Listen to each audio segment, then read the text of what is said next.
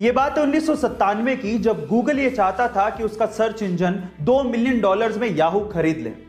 Deal बुरी नहीं थी, लेकिन याहू माना ही नहीं। फिर उसके बाद समय का चक्का घूमा।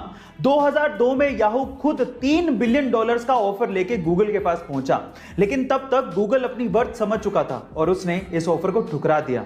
और आज रिजल्ट सबके सामने है। आज के समय गूगल $400 बिलियन के साथ दुनिया की सबसे वैल्यूएबल कंपनी है और याहू की वर्थ $5 बिलियन भी नहीं है। गाइस, इसीलिए कहा जाता है कि समय बहुत बलवान है, ये राजा को रंक और रंक को राजा बना देता है। आपको ये फैक्ट जान के कैसा लगा चैट सेक्शन में जरूर लिखेगा। अगर आपको एडल्ट वीडियोस देखने की लत लग चुकी है और अगर आप इस लत से बाहर निकलना चाहते हैं और जिंदगी में कुछ करना चाहते हैं तो मेरी बात को ध्यान से सुनिए। सबसे पहले तो अपने अकेले रहने की आदत को बदलिए, अकेले रहने से बचिए। खाली दिमाग शैतान का घर होता है और जब आप अकेले रहते हैं तो ऐसे वीडियोस देखने के विचार ज्यादा आते हैं। इसलिए ज्यादातर समय अपने फैमिली के साथ रहिए। दूसरा, कोई भी रिलीजियस बुक को पढ़िए और हो सके तो पूरे दिन में एक बार कम से कम ऊपर वाले को याद जरूर करिए, जिससे आपको ये विचार नहीं आएंगे। और तीसरा, अपनी जिंदगी में अपने आप को एक लक्ष्य दीजिए और उसे पूरा करने के लिए अपने पूरे एफर्ट लगाइए। जब आप अपने आप को व्यस्त रखेंगे तो ऐसे वीडियोस देखने के विचार आपसे दूर चले जाते जाएंगे। गाइस, आपको ये वीडियो कैसी लगी चैट सेक्शन में जरूर लिखिएगा। गाइस, आप में से बहुत से लोगों का एसबीआई यानी कि स्टेट बैंक ऑफ इंडिया में अकाउंट जरूर होगा या फिर आपने उसके शेयर्स खरीद रखे होंगे, लेकिन क्या आप लोग इस बैंक की हिस्ट्री जानते हैं कि यह बैंक कितना पुराना है? चलिए मैं आपको बताता हूं। 1806 में इस बैंक को बैंक ऑफ कोलकाता के नाम से खोला गया था। बाद में इसका नाम बदलकर बैंक ऑफ बंगाल कर दिया।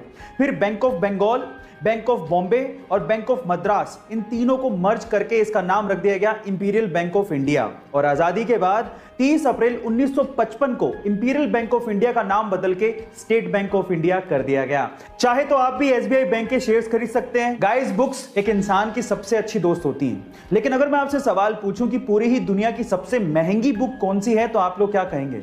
चलिए मैं आपको इसका जवाब देता हूं।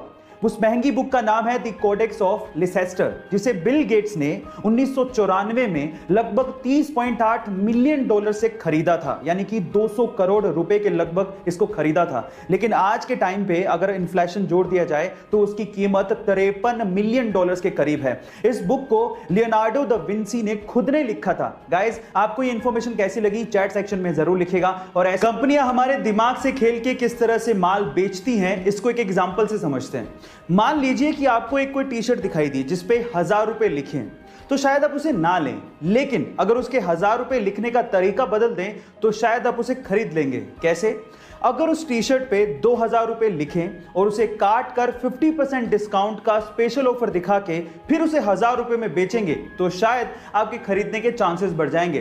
गाइस, आप इससे कितना इत्तेफाक रखते हैं चैट सेक्शन में जरूर लिखिएगा और ऐसी अमेजिंग वीडियोस के लिए शेयर, सब्सक्राइब एंड लाइक। मिलते हैं अगली वीडियो में।